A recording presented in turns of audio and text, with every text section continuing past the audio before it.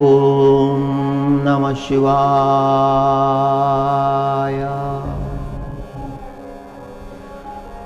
ओम नमः शिवाय।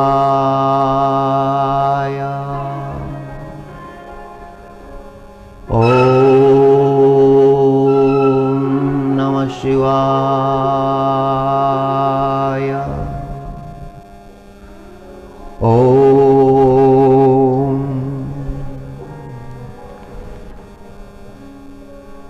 विषजलाप्यया व्यालराक्षसा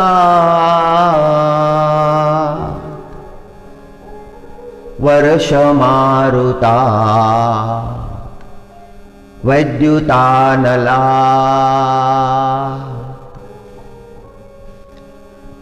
विषजलाप्यया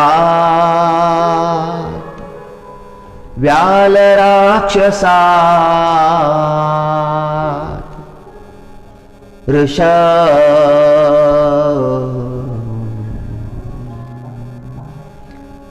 विषजलाप्ययात् व्यालराक्षसा वर्षमारुतात् वैद्युतानलात् ऋषमयात्मजात् विश्वतो भयात् ऋषभते वयं रक्षितामुः। गोपी गीताचा प्रसंग आहे। गोपिका गायन करीत आहे।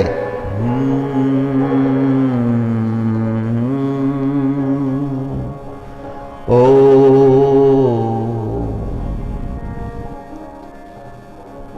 गोपिकाच्या अंतकरणामध्ये थोडासा अभिमान झाला।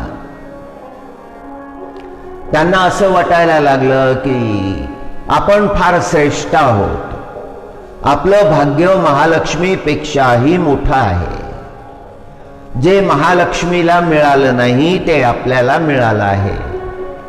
आणि हा अभिमान अंतकरणामध्ये निर्माण होता बरोबर परमात्मा अंतर्धान पावले। मग त्यांना आपल्या अंतकरणामध्ये निर्माण झालेल्या अभिमानाची प्रचिती आली आणि मग त्या गायन करायला लागल्या, प्रार्थना करायला लागल्या, हे परमात्मा आमच्यावर कृपा करा। अज्ञानामुळे आमच्या अंतकरणामध्ये अभिमान निर्माण झाला। हे प्रभू आम्हाला दर्शन द्या। आणि त्या गोपी गायन करायला लागल्या, आर्त भावानं गायन करायला लागल्या। जयति तेदिकं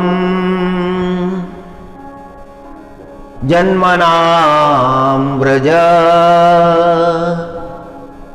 श्रयत इंदिरा शश्वदत्र हि दैत दृश्यतां दिक्षुतावका स्त्वयि धृतासव स्वां विचिन्वते।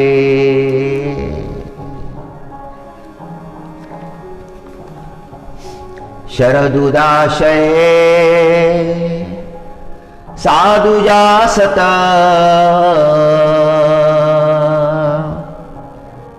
सरसिशोदर श्रीमुषादृशा सुरतनाथ ते शुल्कदाशिका वरद निघ्नतो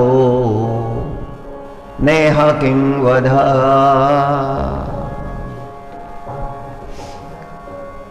विषजलाप्ययात् व्यालराक्षसा वर्ष मारुतात वैद्युतानला ऋषमयात्मजात विश्वतो भयात् ऋषभते वयं रक्षितामुहु। हे परमात्मा, आमच्या जीवनामध्ये अनंत संकट आले, त्या सगळ्या संकटापासून परमात्मा आपण आमचं रक्षण केलं। आपण आमचे रक्षक आहात परमात्मा। भयंकर प्रकारचे संकट आले, दैत्य आले, सर्प आले, राक्षस आले, विजा कडकडल्या, घनघोर वर्षा होऊ लागली आणि त्या सगळ्या संकटापासून हे परमात्मा आपण आम्हाला सोडवलं। यमुनेचं जल विषाक्त झालं होतं, विषारी झालं होतं। यमुनेच्या डोहामध्ये तो भयंकर सर्प, तो कालिया निवास करत होता। यमुनेचं जल कोणाला घेऊ देत नव्हता। त्याचा सगळ्यांना त्रास होता। यमुना ही भक्ती आहे आणि भक्तीच्या अंतःकरणामध्ये विष कसं राहू शकेल? त्या भक्तिमती यमुनेला ज्यानं दूषित करून टाकलं होतं, विषारी करून टाकलं होतं, त्याचा प्रभाव एवढा होता, त्या विषाचा प्रभाव, की एखादा पक्षी जर यमुनेवरून उडत गेला तर तो खाली मरून पडत असे। त्या डोहामध्ये तो कालिया होता, त्याच्या आजूबाजूला वनस्पती सुद्धा उगवत नव्हती। पक्षी श्वापदांनी त्या स्थळाला सोडून दिलं होतं। जल घेण्यासाठी ते तिथे येत नव्हते।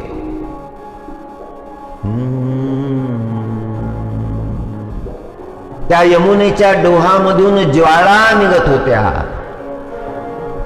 निळ्या रंगाच्या, लाल रंगाच्या ज्वाळा निघत होत्या। भयंकर अशी ती अवस्था झाली होती। आषाढाचा महिना होता। सगळ्या त्या गोप बालकांनी परमात्म्याला विनंती केली, हे कृष्ण, आज आपण चेंडूचा खेळ खेळू। आणि ते चेंडूचा खेळ खेळायला लागले। परमात्म्याची लीला होती, परमात्म्याला निमित्त करायचं होतं। एकदा ते गोपाळ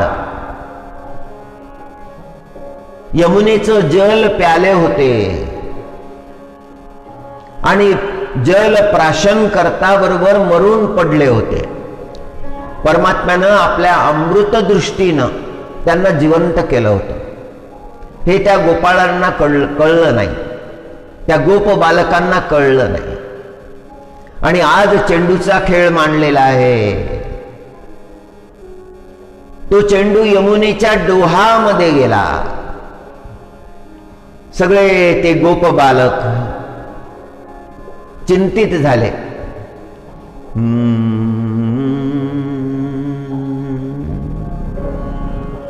अरे कृष्णा, आता आपला खेळ कसा होईल? चेंडू डोहामध्ये गेलेला आहे। परमात्म्याला त्या कालियाचा नाश करायचा आहे। कालिया मर्दन हा प्रसंग श्रीमद भागवतामध्ये शुकदेवजी महाराजांनी मधुर पद्धतीनं सांगितलेला आहे। जे साहस परमात्म्याला करायचं आहे ते दिसू द्यायचं नाही।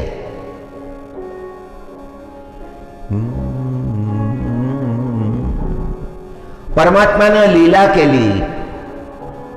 गोप बालकांनी पाहिलं, कृष्णा तो पहा तिथे चेंडू पडलेला आहे। आणि परमात्म्यानं पाहिलं, मध्यान्हाचा सूर्य तळ दिसत होतं यमुनेचं, तो चेंडूही दिसत होता. जसा तो चेंडू दिसला तसा तो कालियाही दिसला, भयंकर सर्प. दिसत असे जळी, घालीत असे वेढे. परमात्मा कदंब वृक्षावर चढले, कदंब वृक्षावरून उडी घेतली. प्रचंड साहस आहे.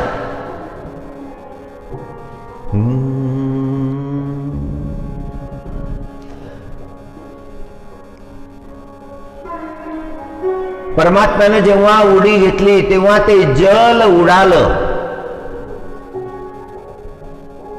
ते जल उडालं ब्रह्मदेवाच्या आसनापर्यंत, ब्रह्मलोकापर्यंत. ब्रह्मदेवानं डोळे उघडले. ब्रह्मदेव पाहायला लागले. कैलासावर ध्यानस्थ बसलेले शिव भगवान यांची समाधी भंग पावली. त्यांनीही तिथून पाहिलं कृष्ण परमात्म्याची ही लीला. परमात्म्याने जेव्हा डोहामध्ये उडी घेतली तेव्हा त्या नाग पत्नी, कालियाच्या पत्नी श्रीकृष्ण परमात्म्याच्या पुढे आल्या आणि विनंती करायला लागल्या की हे बाळा, तू तर लहान दिसतोस, तू या डोहामध्ये उडी का घेतली? तुला माहित नाही का या डोहामध्ये भयंकर सर्प राहतो? हे बाळा, तू परत जा, तुझी आई तुझी वाट पाहत असेल. तुझ्या आईला तू प्रिय नाहीस का?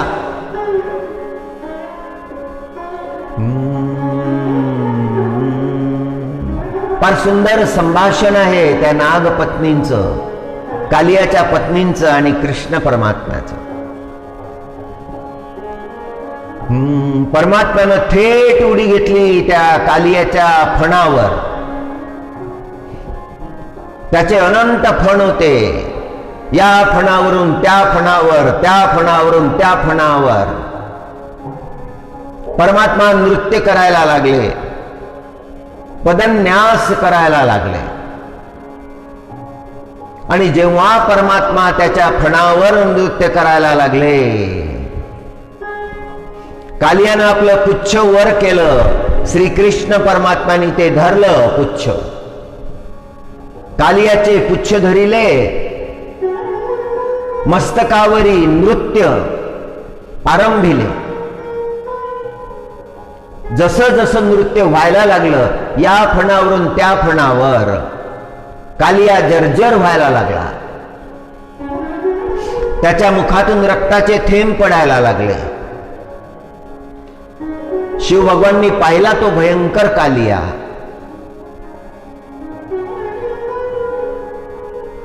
जर्जर व्हायला लागला कालिया.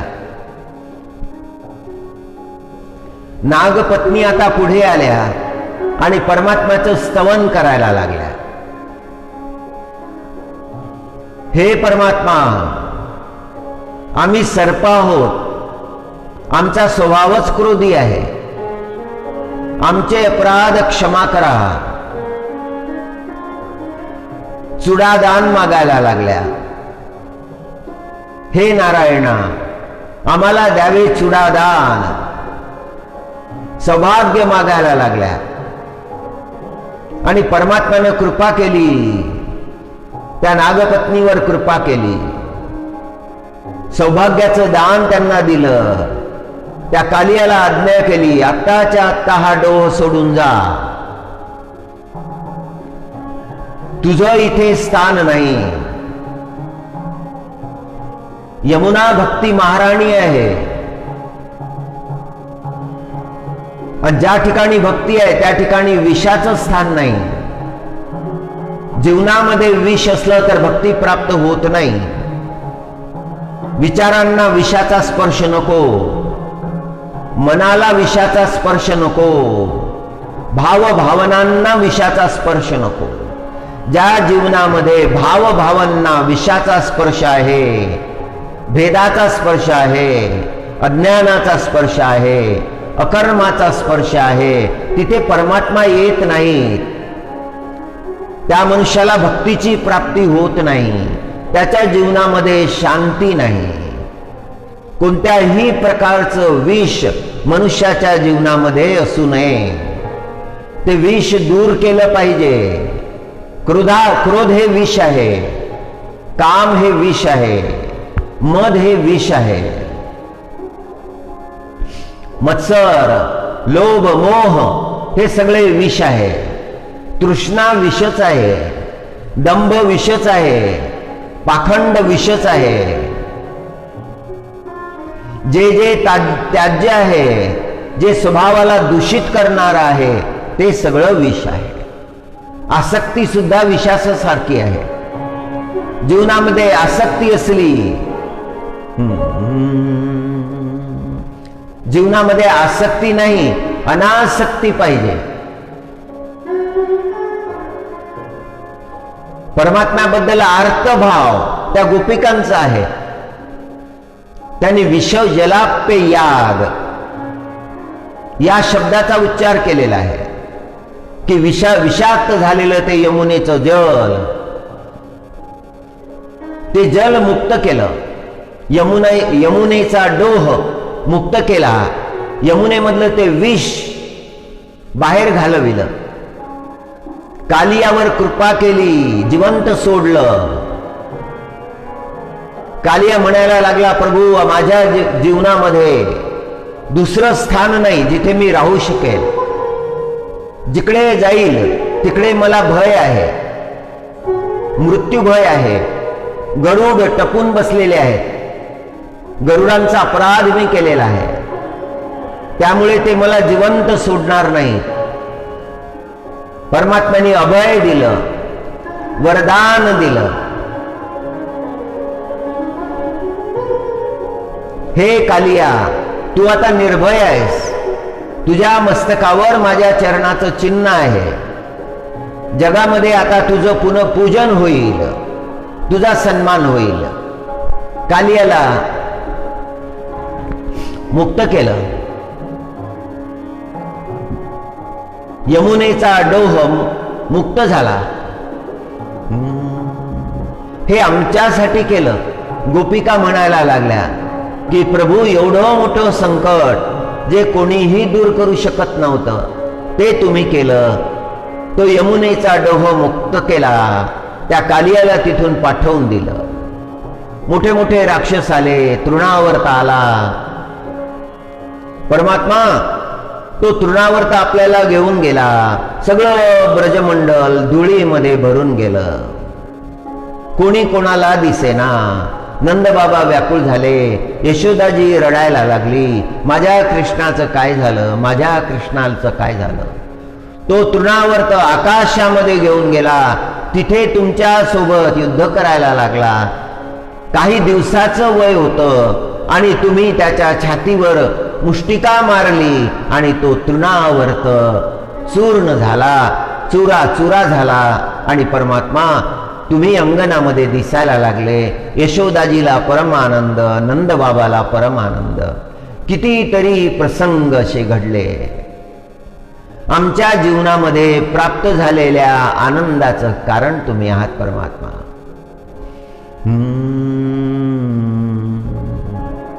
हे गोविंद, मागील घडलेल्या घटनांचं स्मरण त्या गोपिका करतात. वर्ष मारुता वैद्युतानला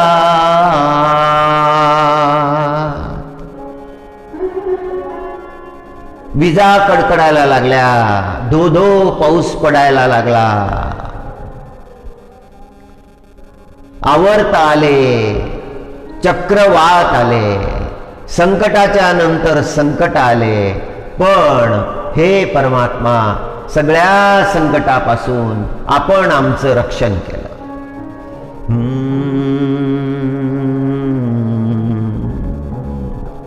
जगामध्ये भय असतात, नाना प्रकारचे भय असतात. त्या भयापासून परमात्मा तुम्ही आमचं रक्षण केलं. ओ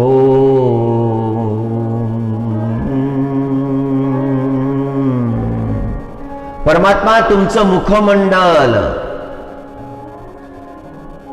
खूप सुंदर आहे, ते मुखमंडल पाहून आमचं मन वेधल्या गेलं आहे. जगामधली कोणतीही सुंदरता आता पाहण्याची इच्छा राहिली नाही. तुम्हाला पाहून आमचं अंतःकरण वेधून गेलेलं आहे. या मनाला एकमेव छंद लागलेला आहे आपलं दर्शन करण्याचा, आपलं स्वरूप पाहण्याचा. हे परमात्मा, आमच्यावर कृपा करा आणि आता आम्हाला दर्शन द्या. इंद्राचा प्रसंग वर्णन केला.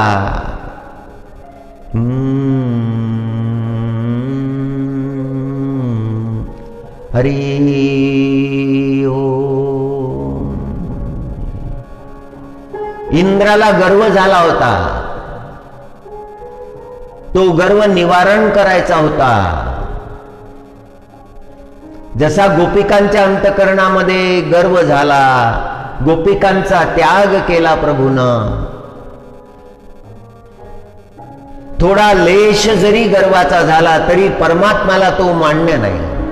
गर्व हा मान्यच नाही.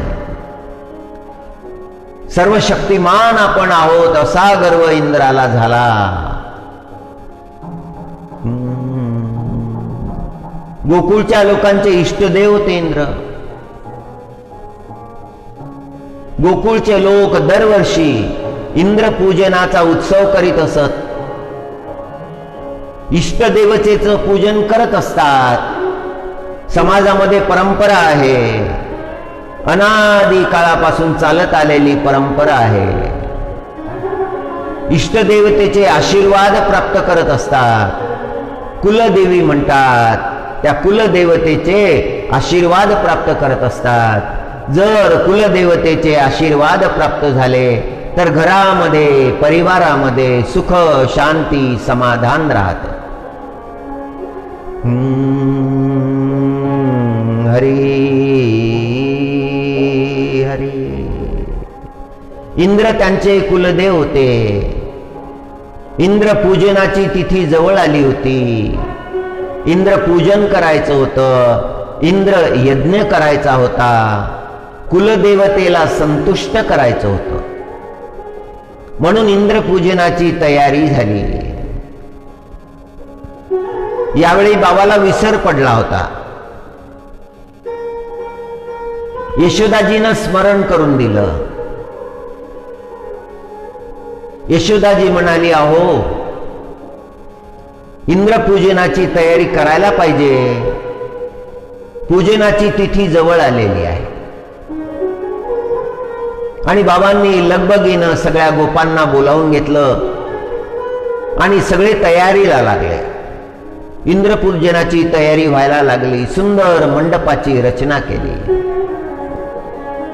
सुंदर यज्ञकुंड स्थापित केलं. सगळे मंत्रवान असे यज्ञ पुरोहित बोलावण्यात आलं. सगळीकडे थाटमाट चाललेला आहे. सुंदर सजावट केली जात आहे. कृष्ण परमात्मा तिथे आले. परमात्म्यांनी ते पाहिलं. परमात्मा धावत गेले, बाबाच्या मांडीवर बसले. दोन्ही हातांनी बाबाचा चेहरा आपल्या हातामध्ये घेतला. बाबांना प्रश्न केला, बाबा हे कशासाठी?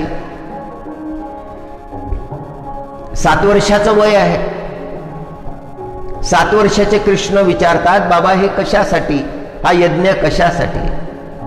बाबा म्हणाले की हा इंद्र यज्ञ आहे. इंद्र आपले कुलदेव आहेत. त्यांच्या कृपेनंच आपलं सगळं व्यवस्थित चालतं.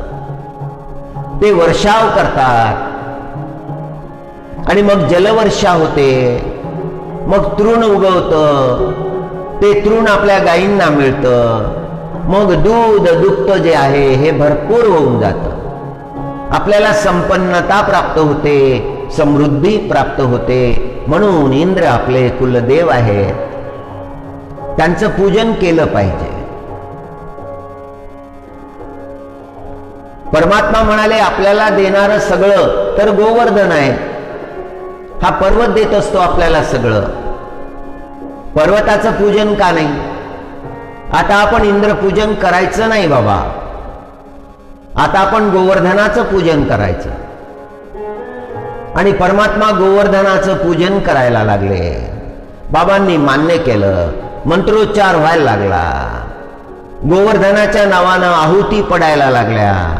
आहुती अर्पण करणारे परमात्मा आहेत, आहुती ग्रहण करणारे परमात्मा आहेत. तोच करता आहे, तोच धरता आहे, तोच सर्वस्व आहे. इंद्राचे दूत तिथे आले.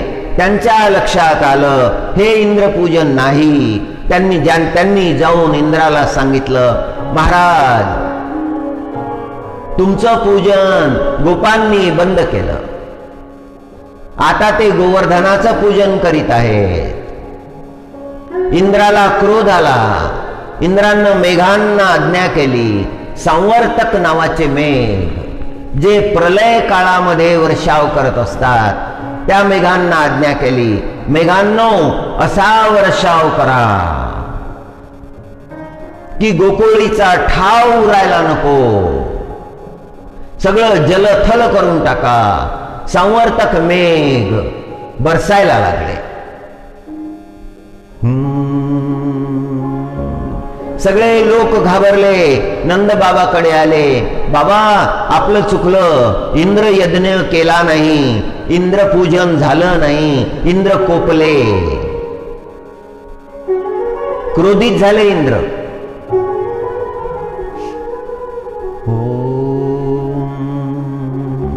आता पुढे कसं होईल? बाबांना असं वाटलं की सगळे म्हणतात ते बरोबर आहे, आपण इंद्र अपराध केला. कृष्ण परमात्म्यांनी पाहिलं. कृष्ण परमात्मा म्हणाले, बाबा चला माझ्यासोबत. बाबांना सोबत घेतलं. सगळे मागे मागे जायला लागले आणि श्रीकृष्ण परमात्म्यानं पर्वत उचलला आणि डाव्या हाताच्या करंगाळीवर तो पर्वत धारण केला. परमात्म्याची ही अद्भुत लीला आहे, ही पूजनीय लीला आहे. या लीलेचं फार मोठं महात्म्य आहे. आणि सगळ्यांचं रक्षण केलं. गोवर्धन करंगाळीवर धारण केला.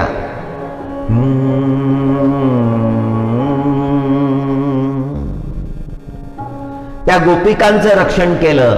आता या गोपी गीताच्या प्रसंगामध्ये त्या गोपी परमात्म्यानं कसं रक्षण केलं याचा उल्लेख करत आहे. विषजलाप्यया व्याल राक्षसा वर्ष मारुता वैद्युतानला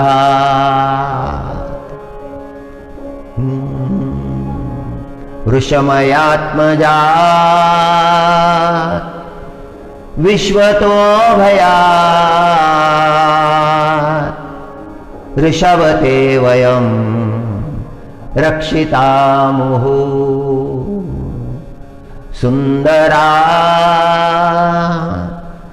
श्याम सुंदरा सुंदरा श्याम सुंदरा सुंदरा श्याम सुंदरा सुरतनाथ हे रक्षण करा सुंदरा श्याम सुंदरा सुरतनाथ हे रक्षण करा ऋषभते वयं रक्षितामः. इथे ऋषभ या नावाचा अर्थ होतो सुंदर. सुंदरतेचा पर्यायवाची शब्द आहे ऋषभ, कारण तेवढी सुंदरता कुठेच नाही, तशी सुंदरता कुठेच नाही.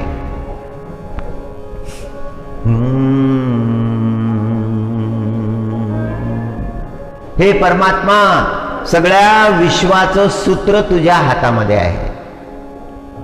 सकळांचे तुझ्या हाती असे सूत्र, सकळांचे तुझ्या हाती असे सूत्र. यशोदेचा पुत्र नवसिया, नंदाची आरुणा फेडावयालासी, कळले आम्हासी तुझी या कृपे.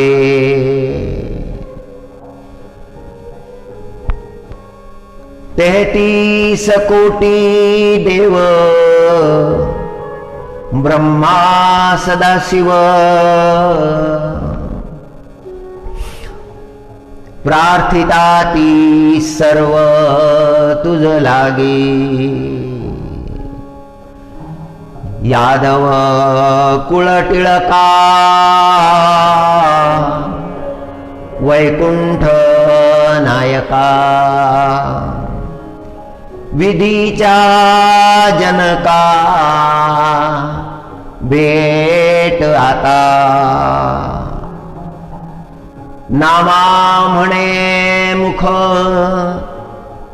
दावी कृष्णनाथा, हरेल ही व्यथा वियोगाची. नामदेव महाराजांनी श्लोकाचं मराठीमध्ये भाष्य केलं, रूपांतर केलं.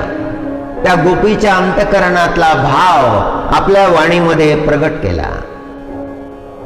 सकळाचे तुझ्या हाती असे सूत्र, सगळ्या ब्रह्मांडाचा सूत्रधार तू आहेस, सगळ्या सृष्टीचा सूत्रधार तू आहेस.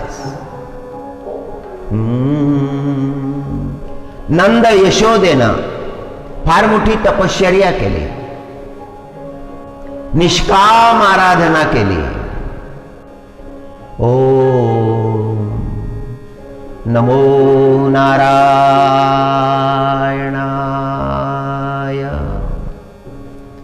ओम नमो नारायणाय,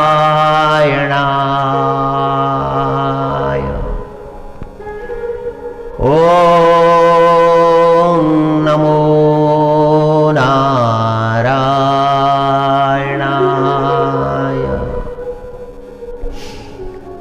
जन्मोजन्मी तपश्चर्या केली. द्रोण आणि वसु, द्रोण वसून आणि वसुपत्नी धरान, द्रोण वसु आणि त्यांची पत्नी धरा यांनी हिमालयामध्ये तपश्चर्या केली. ओ निष्काम आराधना, काही मागणे नाही.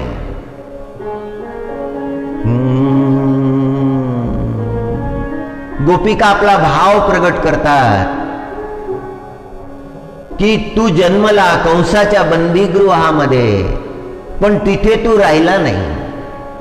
तू इथे आला आहे, ब्रजमंडलामध्ये आला आहेस आणि आम्हाला आनंद दिला आहे.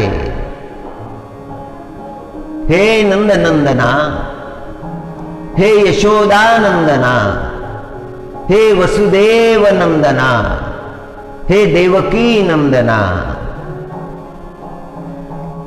सगुण साकारा सुगंध चंदना. सकळांचे हाती असे सूत्र,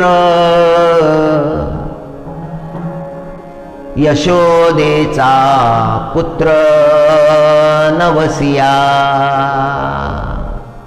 अनंत प्रार्थना त्या फलित झाल्या आणि तू यशोदेचा पुत्र झाला. हे परमात्मा, तू तर अजय आहे परमात्मा, तुझा तर जन्म नाही, पण तू तो धारण केलेला आहे. सगुण साकार रूपामध्ये तू प्रगट झालायस आणि तुझ्या येण्यानं हे सगळं ब्रजमंडल मोठं प्रसन्न झालेलं आहे, समृद्धीचं स्थळ झालेलं आहे. तुझ्या येण्यामुळे महालक्ष्मीलाही यावं लागलं, दुःख दारिद्र्य दूर झालं, सर्व आनंदमय झालं. त्या आनंदाचं तू कारण आहेस परमात्मा. मनुष्याच्या जीवनामध्ये परमात्मा भाव आला की मग दुर्भाव नाही राहत, मग निघून जातात. मग काम, क्रोध, लोभ, मोह, मद, मत्सर हे राहत नाहीत. जीवन शुद्ध होऊन जातं. खरी शांती, खरा आनंद जीवनाला प्राप्त होतो. नंदबाबांनी जी तपश्चर्या केली ती फलित झाली. जसा नंदबाबांनी नवस बोलला होता आणि तुझ्या येण्यानं तो नवस पूर्ण झाला. नंदाची यारुणा फेडावयालासी,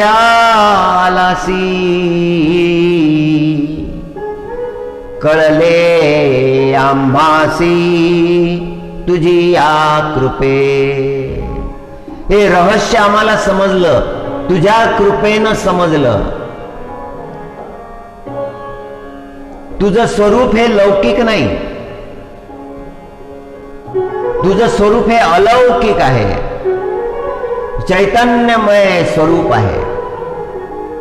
मनुष्यासारख्या लीला तुझ्या आहेत परमात्मा, पण तू मनुष्य थोडाच आहेस. तू काही मनुष्य नाहीस. हे मनुष्याला करता येणारं कर्म नाही. डाव्या हाताच्या करंगाळीवर तू पर्वत धारण केलेला आहे, सगळ्यांचं रक्षण केलं आहे. सगळे तिथे आले, सगळे प्रसन्न झाले, नृत्य करायला लागले, गायन करायला लागले. अखंड हरिनाम सप्ताह, पहिला सप्ताह परमात्म्यानं द्वापरामध्ये केला आणि त्या सप्ताहाची परंपरा जगामध्ये सुरू झाली. द्वापरामध्ये जे सुरू झाली ती कलियुगापर्यंत आजपर्यंत अखंड चालत आहे. परमात्मा प्राप्तीचा मार्ग आहे नाम संकीर्तन सप्ताह. शुद्ध भावानं, पूर्ण भावानं नाम संकीर्तन करायचं असतं.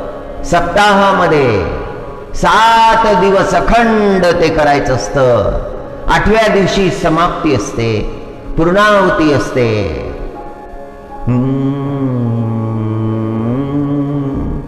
मनुष्य जीवनामध्ये नाम संकीर्तनाला कधीही विराम नाही, विराम देऊ नये.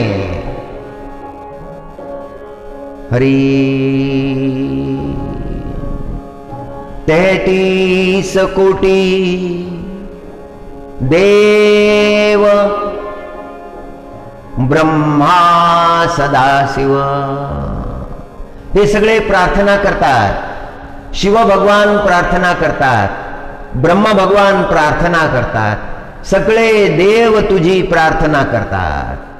हे गोविंद, हे माधव, हे राम, राघव, रघुनंदन.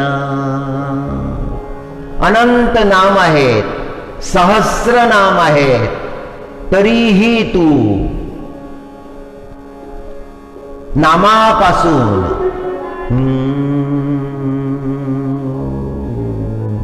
तुझे नाम काही संपत नाही.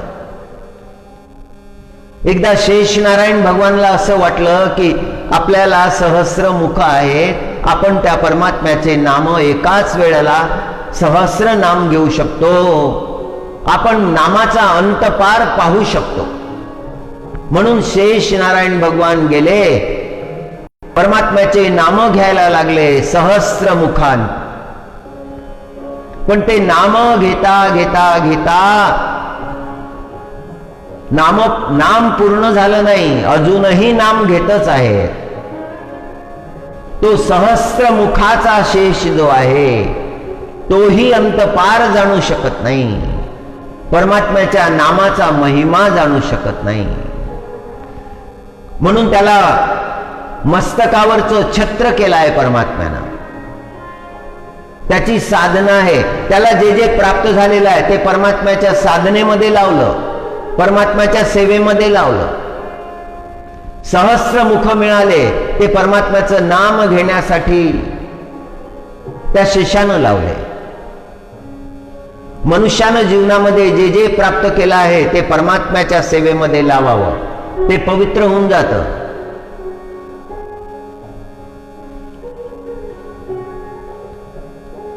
परमात्मा त्याचा अंगीकार करतात. धन प्राप्त झालं परमात्म्याच्या कृपेनं प्राप्त झालं, ते परमात्म्याच्या सेवेमध्ये लावायचं. अधिकार प्राप्त झाला, योग्यता प्राप्त झाली, नाव लौकिक प्राप्त झाला, ही सगळी परमात्म्याची कृपा आहे. जोपर्यंत परमात्म्याची कृपा आहे तोपर्यंत तो आनंद आहे. ज्या दिवशी परमात्म्याची कृपा संपून जाईल मग ते सगळं लयाला जाईल.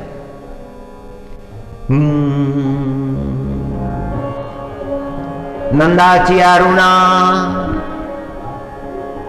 फेडावयालाशी कळले आम्हासी तुझी या कृपे. त्या गोपिकांच्या प्रार्थनेमध्ये परम तत्वाचा स्पर्श आहे. त्या ब्रह्मज्ञानी आहेत त्या गोपी. ज्ञान आधीच प्राप्त केलेलं आहे त्यांनी. ज्ञानोत्तर भक्ती म्हटली आहे त्यांची. ज्ञान प्राप्त झाल्यानंतरची भक्ती. यदुकुळामध्ये तू जन्म घेतलेला आहे परमात्मा, पण तू काय यदुकुळातला आहेस? तू तर वैकुंठ नायक आहेस. वैकुंठामधून आलेला आहे, आमच्यासाठी आलेला आहे, आमच्या प्रेमाच्या साठी आलेला आहे. यदुकुळ टिळका वैकुंठ नायका विधीचा जनका भेट आता. यशोदाजींनी सुद्धा त्या गवळणींना एकदा सांगितलं होतं, हा ब्रह्मविधीचा जनिता गे, हा कैसा येईल हाता गे, तुम्ही याला बांधू जाता गे गोकुळच्या नारी. त्या परमात्म्याला धरायला गेल्या होत्या त्या गोपिका. धरण्याचा प्रयत्न केला, तो हातामध्ये लागला नाही. मग यशोदाजीनं उत्तर दिलं,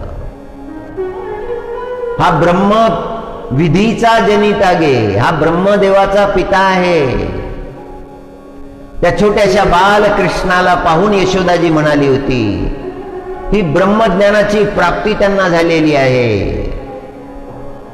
हा ब्रह्मविधीचा जनिता गे, तुम्ही याला धरू पाहता गे, हा कैसा येईल हाता गे गोकुळच्या नारी. संतांच्या वाणीमध्ये त्या परमात्म्याचं ऐश्वर्य, अनंत ऐश्वर्य प्रगट झालेलं आहे. अभंग माऊलीचे घ्या का नाथ महाराजांचे घ्या, जगद्गुरु तुकोबाचे घ्या का नामदेव महाराजांचे घ्या, कोणत्याही संताचे अभंग घेतले तर त्यामध्ये परमात्म्याचं ऐश्वर्य प्रगट झालेलं आहे.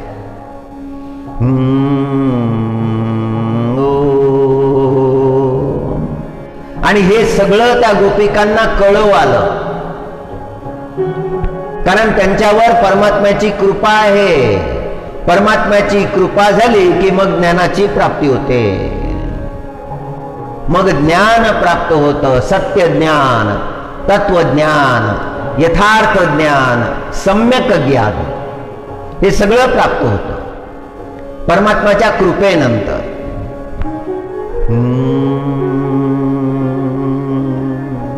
यादव कुळ टिळका वैकुंठ नायका विधीच्या जनका भेट आता नामा म्हणे मुख दावी कृष्णनाथा हरेल ही व्यथा वियोगाची। आता तुझं मुख दाखव परमात्मा। अंतकरण व्याकुळ झालेला आहे, जीव कासावीस झालेला आहे, तुझं मुख आता कधी दिसेल? हा एकच ध्यास लागलेला आहे परमात्मा। गोपिकांचा हा जो भाव आहे हा मीराबाईच्या वाणीमध्ये सुद्धा आलेला आहे। एकच इच्छा आहे गोपिकांची, त्या परमात्म्याचं दर्शन व्हावं, मिळावं ते दर्शन। तो आपला अधिकार नाही, ती परमात्म्याची कृपा आहे। पंढरपूरला वारकरी पायी चालत जातो, शेकडो मैल शेकडो किलोमीटर पायी चालत जातो, मनामध्ये ध्यास असतो पांडुरंगाचं दर्शन व्हावं, पांडुरंगाचं दर्शन व्हावं। पंढरीच्या नाथा प्रभू कृपावंता द्यावे दर्शन आता, शरण आलो परमात्मा तुमच्या दर्शनासाठी, पायी चालत आलो, तुम्हाला शरण आलो आहे।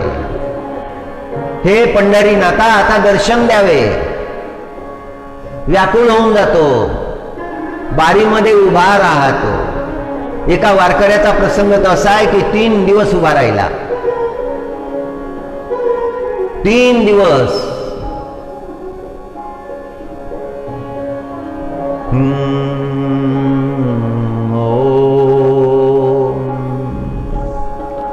माऊली सोबत आलेला वारकरी होता, माऊली ज्ञानेश्वर महाराजांच्या सोबत। माऊली ज्ञानेश्वर महाराजांनी जगामध्ये प्रगट केलेलं भक्तीचं वैभव अद्भुत आहे। त्या वैभवाचं, भक्ती वैभवाचं दर्शन करणं हे महत्भाग्य आहे, परमात्म्याची फार मोठी कृपा आहे। आणि त्या माऊली सोबत चालणं, जगाच्या माऊली सोबत चालणं, तर ही तर त्याच्याही पेक्षा मोठी कृपा आहे।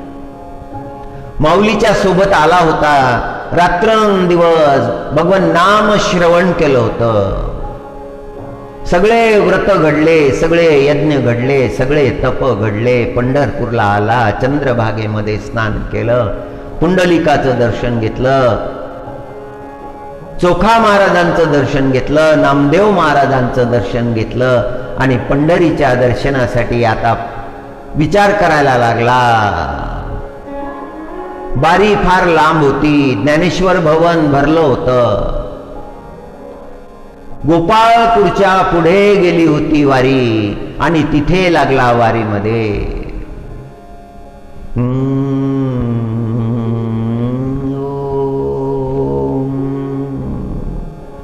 हरी हरी। पहिल्या दिवशी वारी चंद्रभागेच्या किनाऱ्यापर्यंत आली होती, अजून पंढरपूर नगरामध्ये प्रवेश झालाच नव्हता। एक दिवस गेला, एक रात्र गेली, दुसऱ्या दिवशी मग मात्र पंढरपुरामध्ये प्रवेश झाला। रात्रंदिन क्षणोक्षणी एकच चिंतन, पांडुरंगाचं दर्शन व्हावं, पांडुरंगाचं दर्शन व्हावं। दुसरा दिवस होता होता होता, आता मंदिर दिसायला लागलं, जवळ आला आता मंदिराच्या। आता मनामध्ये ध्यास, प्रतीक्षा बरीच झाली, पण देवानं इथपर्यंत आणलं। कशाची पर्वा नाही, तहानेची पर्वा नाही, भुकेची पर्वा नाही।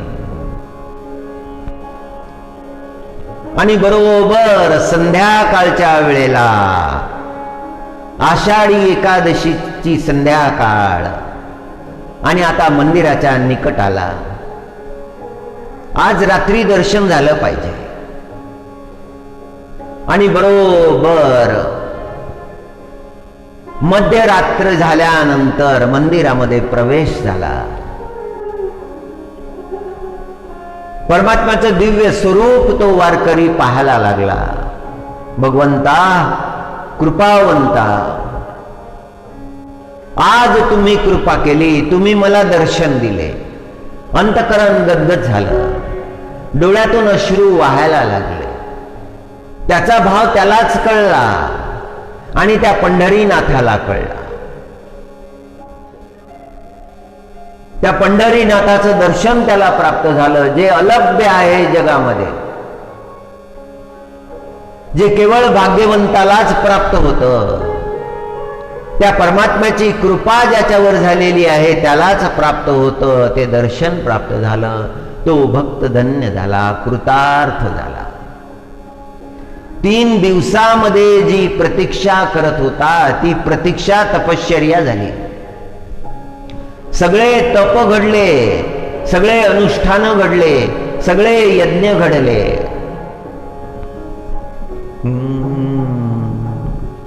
त्याचा अनुभव तोची जाणे. जो भाव गोपिकाच्या अंतकरणामध्ये आहे तोच भाव मीराबाईच्या पदामध्ये सुद्धा आहे. नामदेव महाराजांनी तो प्रगट केला, तोच मीराबाईनं सुद्धा प्रगट केला. संतांच्या वाणीमध्ये कशी एक वाक्यता आहे हे लक्षात येतं. परमार्थ किती कळला आहे, किती सूक्ष्म रूपानं कळला आहे. परमात्म्याचं महात्म्य वर्णन केलं, परमात्म्याच्या नामाचं महात्म्य वर्णन केलं. विषजला पेयात व्याल राक्षसा वर्ष मारुता वैद्युतानला ऋषमयात्मजा विश्वतो भया ऋषवते वयं रक्षितामुः.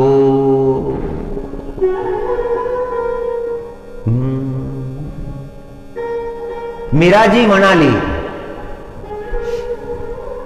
दरस बिनु दुखण लागे नैन. दरस बिनु दुखण लागे नैन. हे गोविंद, आपका दर्शन नहीं हुआ और मेरे नयन दुखने लगे हैं. दरस बिनु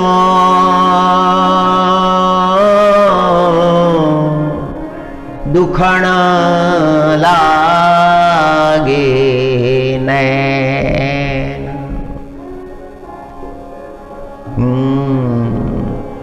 परमात्मा के दर्शन के लिए मीरा जी व्याकुल हो गई है और मीरा जी कहती है कि मुझे अभी दर्द हो रहा है. संसार को देखने की इच्छा नहीं है मीरा जी.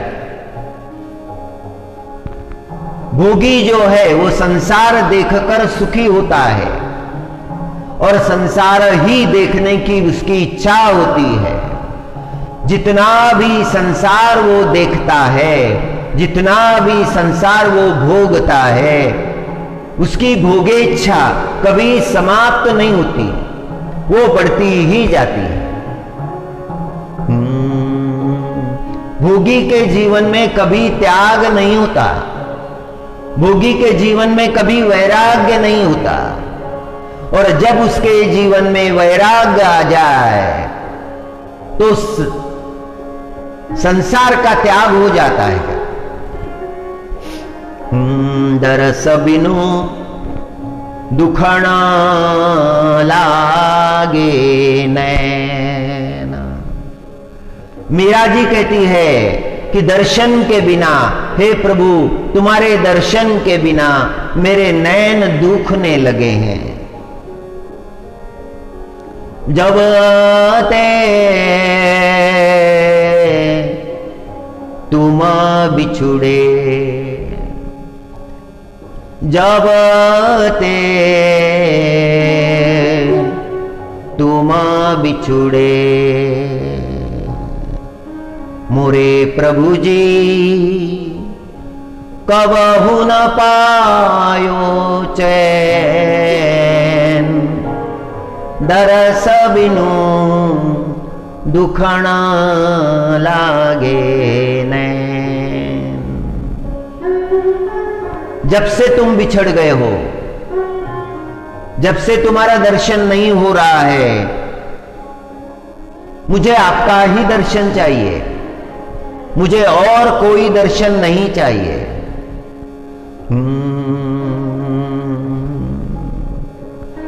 आपका नाम ही सच्चा धन है,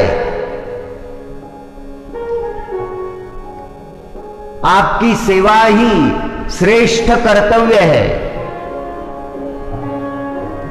आपका भाव यही मेरे लिए महाभाव है।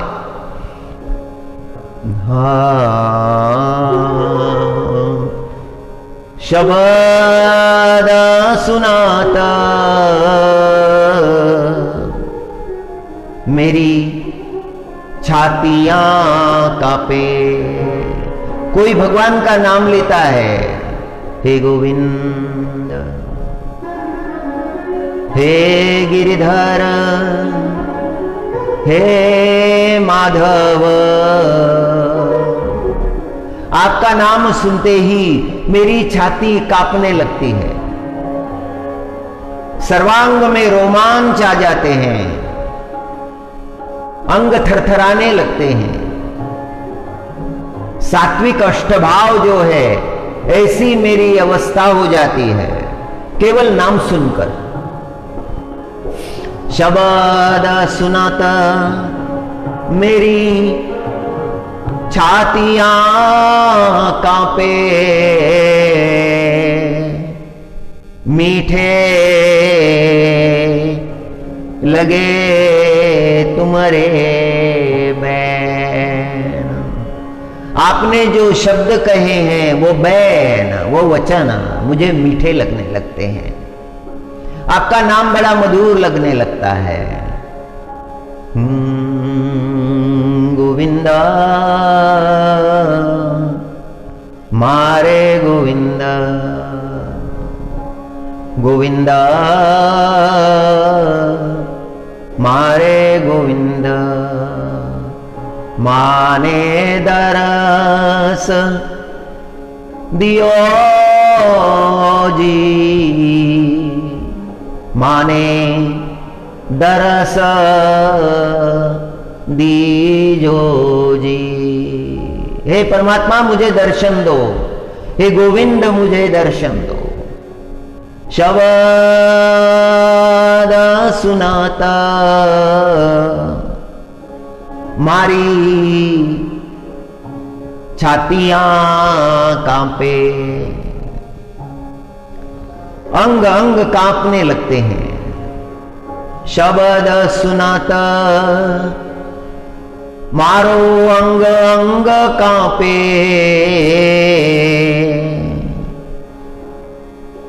मीठे लागे तुम्हारे बैन जी। तुम्हारे वचन बड़े मीठे लगने लगते हैं। हे परमात्मा अब जल्दी से दर्शन दे दो। माने दर्शन दीजो जी।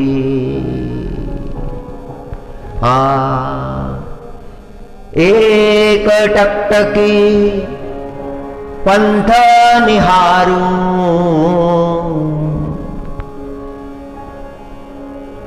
भई क्षमासी रैन जी। रात जो है वो ये 6 महीने की हो गई है, एक एक पल मुझे युग जैसा लगने लगा है। परमात्मा जल्दी से जल्दी मुझे दर्शन दो, अभी मेरा मन अधीर हो गया है, व्याकुल हो गया है, मेरा मन अभी धैर्य नहीं धरता। विरह व्यथा कासो कहूं मोरी सजनी।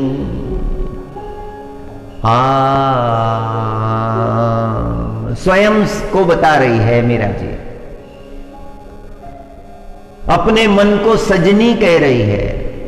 विरह व्यथा कासो कहूं मोरी सजनी, बीत गई करवत रैन जी। सारी रात प्रतीक्षा करते करते बीत गई, कान्हा नहीं आए, कन्हैया नहीं आए, गोविंद नहीं आए। गोविंद का ध्यास लगा है, गोविंद का नाम सुनते ही सारे अंग पर रोमांच आ जाते हैं, अंग अंग थरथराने लगता है। मीरा रे प्रभु कब ते मिलोगे, हे परमात्मा कब मिलोगे। मीरा जी के प्रभु तुम कब मिलोगे। मीरा रे प्रभु कब रे मिलोगे। दुख मेटाना सुख दे न जी, कब मिलोगे। हे परमात्मा अभी शीघ्र मिलो, अभी मैं प्रतीक्षा नहीं कर सकती, मेरा मन व्याकुल हो गया है। ये द्वापर का प्रसंग है, मीरा जी कलयुग की है। कलयुग की मीरा ने द्वापर के प्रसंग का वर्णन किया है। मीरा जी ब्रजमंडल में थी। कृष्ण परमात्मा ने जब गोवर्धन उठाया तब का प्रसंग है। सारी गोपियां आ गई, एक गोपी नहीं आई थी। नंद बाबा ने पूछा सब आ गए। गोपों ने बता दिया हां सब आ गए। गोपियों से पूछा सारी गोपियां आ गई। नंद बाबा ने पूछा, एक गोपी ने उत्तर दिया कि वो घूंघट वाली गोपी नहीं आई। घूंघट वाली गोपी ये कौन है। ये मथुरा से है, नंदगांव में ब्याही है, जब से आई है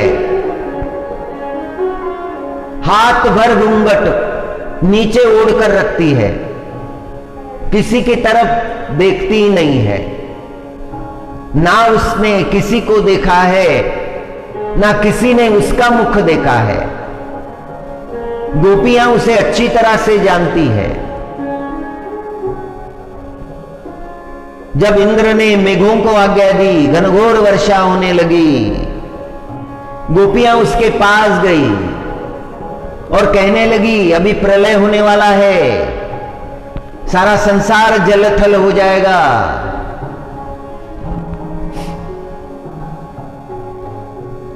जल्दी चलो। और वो घूंघट वाली गोपी कहने लगी कि मैं नहीं आऊंगी, मैंने अपनी मां को वचन दिया है, वहां अगर आऊंगी तो मुझे कृष्ण दिख जाएंगे, मेरी दृष्टि उन पर पड़ेगी।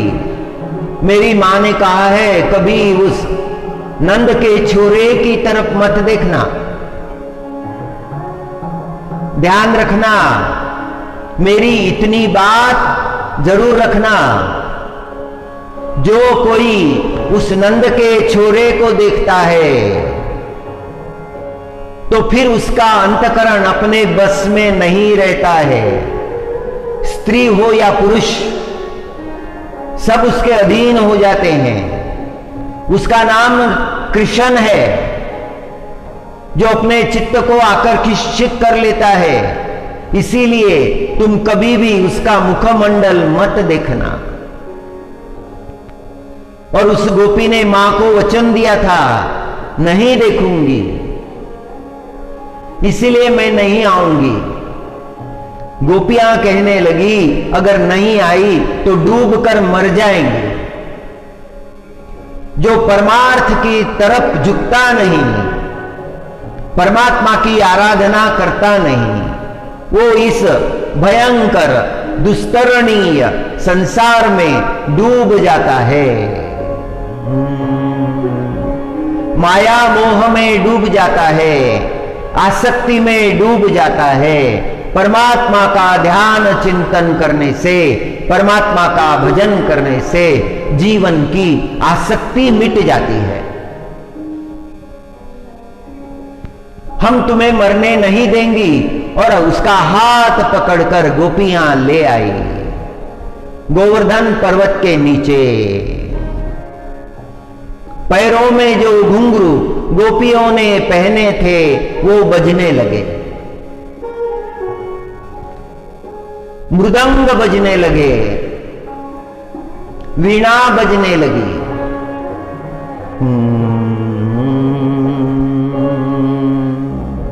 गोपियों के भाव जागे, उनका अंतकरण झंकृत हो गया और वो गायन करने लगी।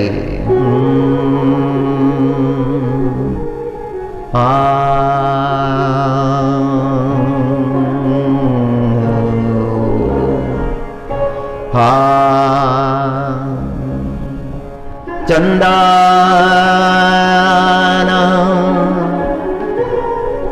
चंदन जाणावा सुगंधाची धृती, चंदन जाणावा सुगंधाची धृती, कर्पूर जाणावा उत्तम याती।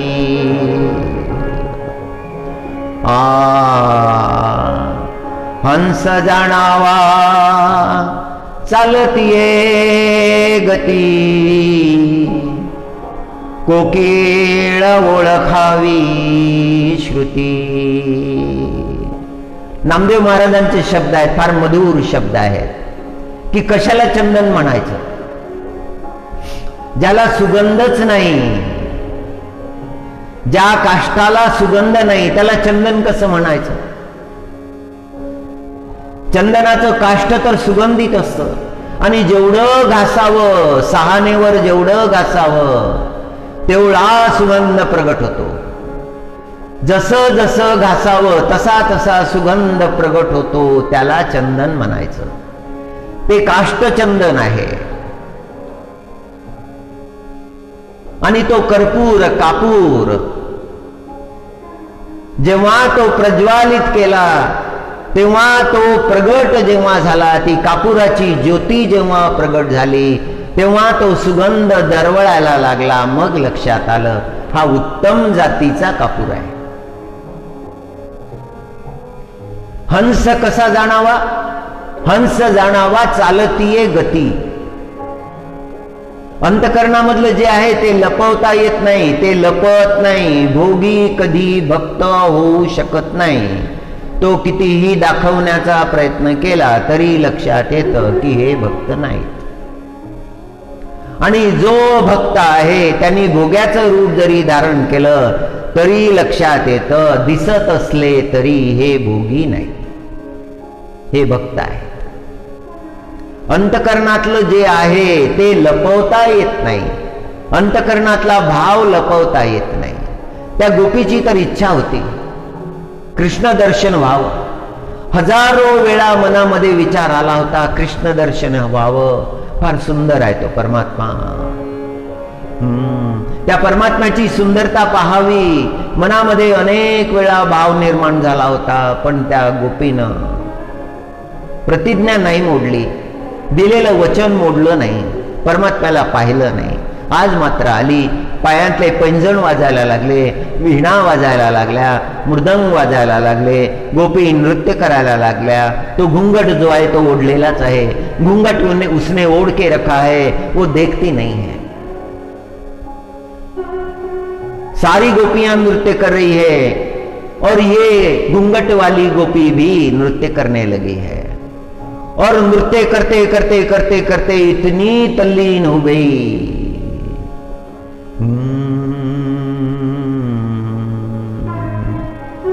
घूंघट सरक गया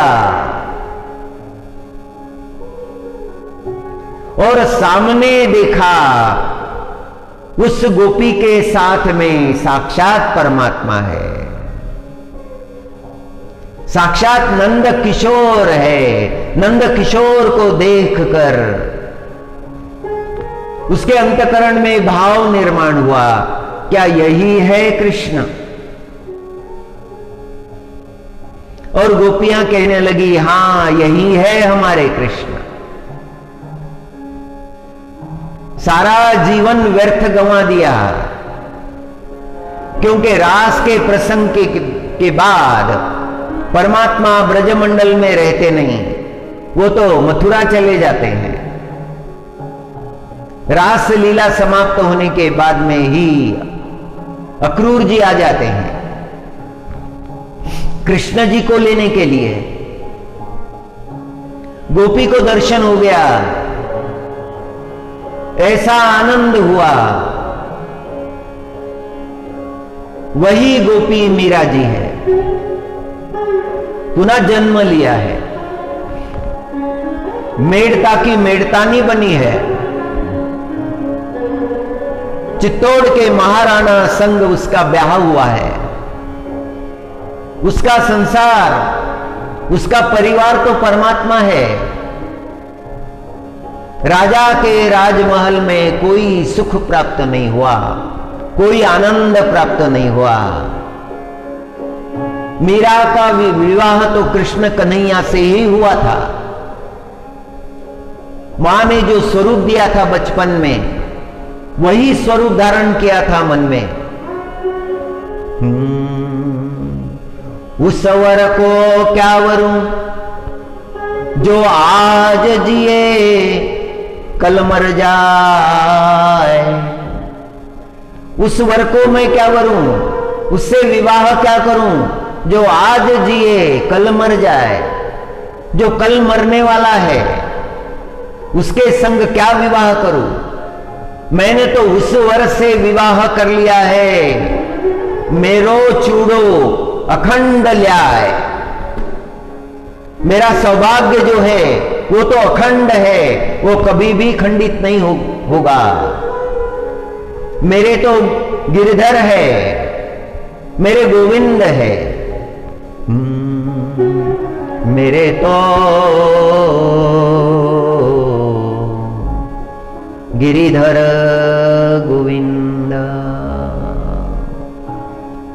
विरह व्यथा, मीरा जी का विरह, मीरा जी की विरह व्यथा इस पद में प्रकट हुई है. एक क्षण के लिए भी प्रभु से दूर नहीं रहना चाहती है, प्रभु को देखने के लिए आतुर हो गई है. उसके नैन दुखने लगे हैं. जब से प्रभु बिछड़ गए एक ही ध्यास है, मेरे कृष्ण, मेरे कृष्ण, मेरे कृष्ण, मेरे गोविंद. कब मिलोगे हे परमात्मा, कृपा करो, शीघ्र मिलो.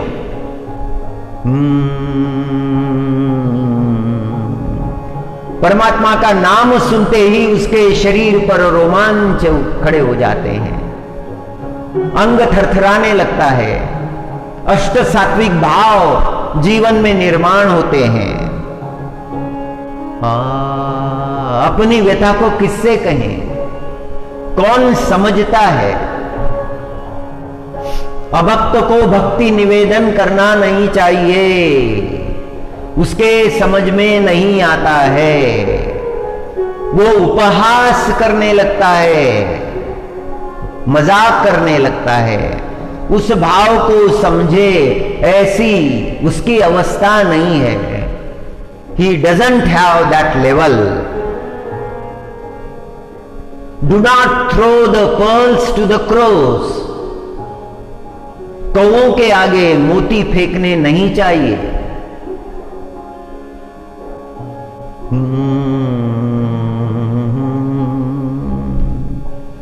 हरि कलयुग में वही गोपी, घूंघट वाली गोपी मीरा बन गई है। जो भक्ति द्वापर में प्राप्त हुई थी, वो भक्ति, वही भक्ति कलयुग में ने मीरा जी ने की है।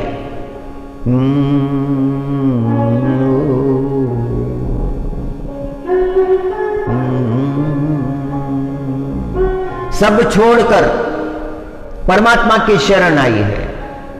जगत गुरु तुकाराम महाराज का भी यही भाव है। एक अभंग में उन्होंने कहा है, बुडविले जन, बुडविले जन मन झाले निश्चळ, सुकवनी सुकवनी कुल्हाळ आला तुका। तुकाराम महाराज जी कहते हैं कि मैंने वो सब छोड़ दिया है। पिताजी ने लोगों को धन दिया था, जिनको धन की आवश्यकता थी उनको धन दिया था, और उस धन के कागजात थे। और जब तुकाराम जी महाराज मांगने के लिए गए कि जो धन लिया था वो दो, तो लोगों की नीयत बदल गई और वो कहने लगे, कहां का धन, किसको दिया था, किसने दिया था, किसने लिया था, वो कागजात झूठे हैं।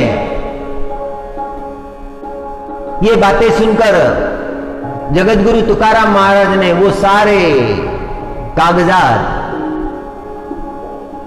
इंद्रायणी के जल प्रवाह में बहा दिए। अब किसी से कुछ मांगना नहीं, किसी से कुछ लेना नहीं, किसी को देना नहीं। अब तो परमात्मा, केवल परमात्मा, केवल विठ्ठलनाथ, उनका ही स्मरण करते करते वीणा लेकर, वीणा पर भजन करते करते पंढरपुर आए। विठ्ठलनाथ प्रभु का दर्शन किया और विठ्ठलनाथ जी से कहने लगे कि सारा कोलाहल मैं पीछे छोड़कर आया हूं। जगत माने कोलाहल है, कोलाहल की गर्जना है, काम की गर्जना है, क्रोध की गर्जना है, लोभ की गर्जना है, मोह की गर्जना है, मद की गर्जना है, मत्सर की गर्जना है। जीवन कई हिस्सों में बट गया है।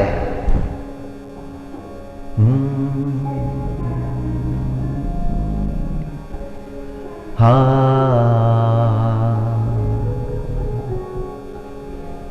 हरि, जीवन त्रस्त हो गया है। चारों तरफ से, अंदर बाहर, सर्वत्र अग्नियां जल रही है। मन व्याकुल हो गया है।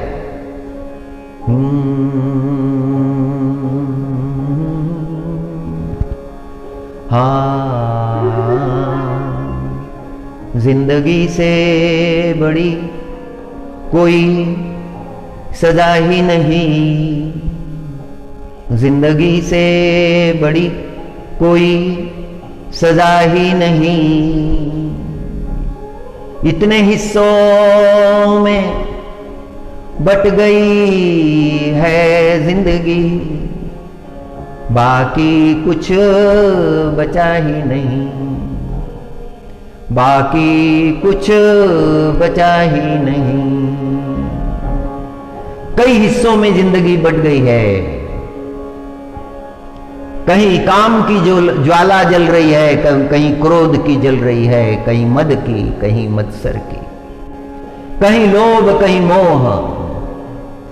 मनुष्य का जीवन देखें तो पता चलता है कि कई खंडों में खंडित हो गया है।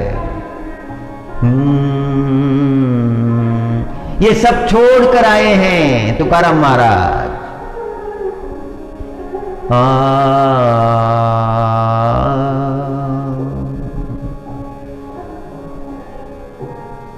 सर्वस्व का त्याग करके विठ्ठल भगवान के शरण आए हैं।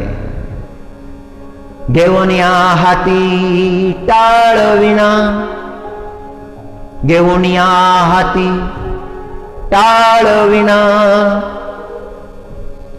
सेवेसी चरणा स्वामी चिया। अब मैं दूसरा कुछ नहीं करूंगा, अब तो केवल मैं परमात्मा के चरणों की सेवा करूंगा।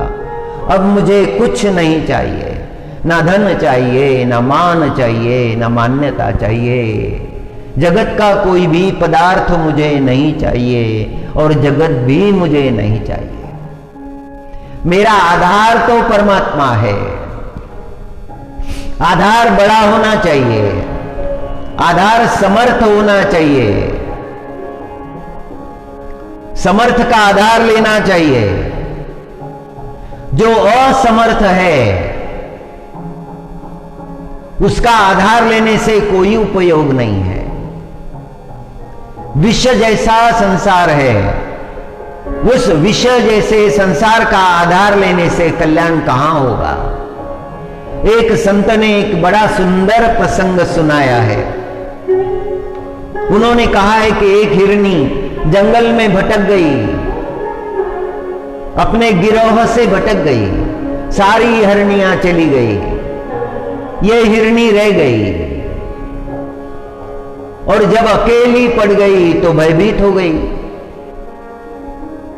उधर से एक सियाल आया और उस सियाल ने हिरनी को देखा और उसने कहा कि ये तो अच्छा हुआ,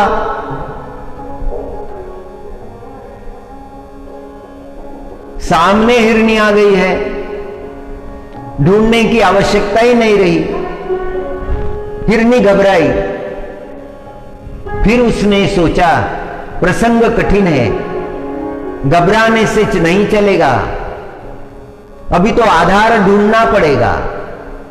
वहां उसने देखा सिंह के पंजे का एक चिन्ह था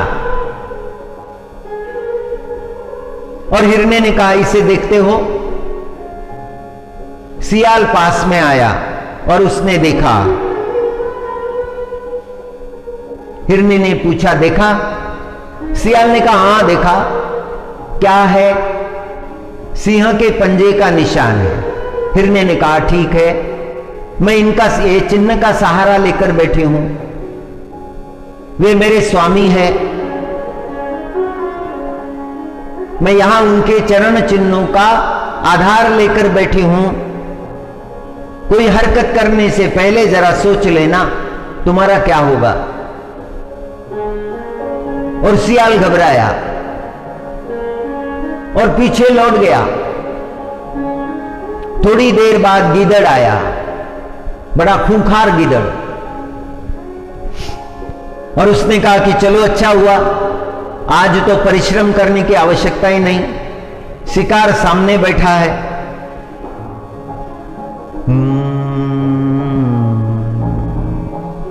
हिरनी ने पूछा कोई हरकत अगर करनी है तो जरा ये देख लेना। गीदड़ भी पास में आया, उसने देखा। हिरनी ने पूछा देख लिया?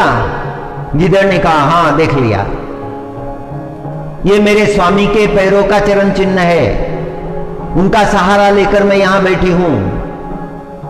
कोई हरकत करने से पहले जरा सोच लेना। और गीदड़ सोचने लगा। गीदड़ ने कहा कि ठीक है ठीक है, मुझे कुछ करना धरना नहीं है, मैं तो यूं ही तुमसे बात कर रहा था। गीदड़ भी चला गया। एक संकट के बाद दूसरा। अब आ गया बाघ। पहले तो हिरनी डर गई, फिर भी उसने सोचा कि पहली बार जैसे युक्ति की थी वैसी ही करेंगे। बाघ ने कहा कि चलो अच्छा हुआ, भोजन की चिंता मिट गई, तुम तो यहां बैठी हो। हिरनी ने कहा ठीक है, तुम्हारे मन में जो आता है वो करने से पहले जरा ये चिन्ह को देख लेना। और बाघ वहां आया और वहां उसने सिंह के पंजे का चिन्ह देखा। और बाघ ने पूछा ये क्या है? हिरनी ने कहा कि ये तो मेरे स्वामी के चरणों का चिन्ह है, इनका सहारा लेकर मैं यहां बैठी हूं, मेरा कोई क्या बिगाड़ सकता है? जरा कोई हरकत करने से पहले जरा सोच लेना। बाघ सोचने लगा, उसके मन में विचार आया कि झंझट मोल लेना ठीक नहीं। और बाघ ने कहा कि ठीक है, मैं तो तुम्हें मारने के लिए आया ही नहीं था, मैं तो जल पीने जा रहा था। बाघ भी चला गया। फिर आया शेर, सिंह आया। सिंह ने दूर से हिरनी को देखा। सिंह ने कहा कि चलो अच्छा हुआ, आज बहुत भाग दौड़ करनी नहीं पड़ेगी, भोजन की व्यवस्था तो अपने आप हो गई है। हिरनी ने उत्तर दिया, स्वामी मुझ पर कई संकट आए हैं। पहले सियाल आया था, फिर गिदड़ आया था, बाघ आया था, और अभी आप स्वयं पधारे हैं। यहां आकर देखिए। सिंह वहां गया और उसने देखा पंजे का चरण चिन्ह। सिंह कहने लगा ये तो मेरे ही पंजे का चरण चिन्ह है। हिरनी ने कहा हे नाथ, मैं आपका नाम लेकर यहां बैठी हूं, आपके चरणों का आश्रय मैंने लिया है, और आपके चरणों का आश्रय लेने के बाद में यदि आप ही मेरा भक्षण करेंगे तो ये कैसे होगा?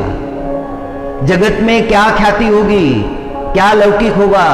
सिंह कहने लगा कि मेरे चरणों का चिन्ह का आश्रय तुमने लिया है, तुम निर्भय हो, अब कोई तुम पर आक्रमण नहीं करेगा, कोई डर नहीं रहेगा तुम्हारे जीवन में, आराम से रहो, मेरा नाम लेकर रहो। प्रसंग तो रूपक है, काल्पनिक प्रसंग है। महात्मा जी ने इसलिए बताया है कि जीव ने यदि परमात्मा का आधार ले लिया तो वो निर्भय हो जाता है, संसार के सारे भयों से मुक्त हो जाता है। गोपिका गीत में एक शब्द आया है,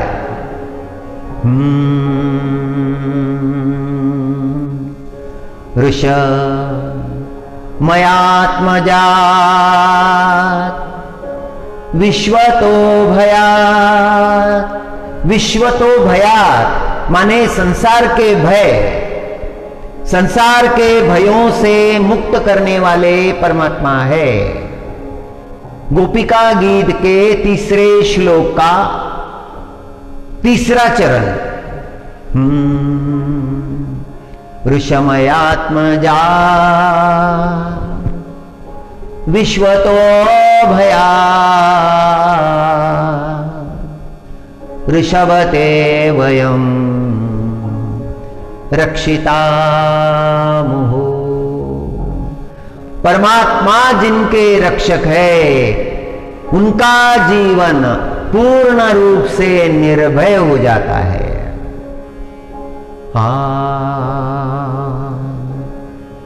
हरि गोविंद हरि गोविंद हरि गोविंद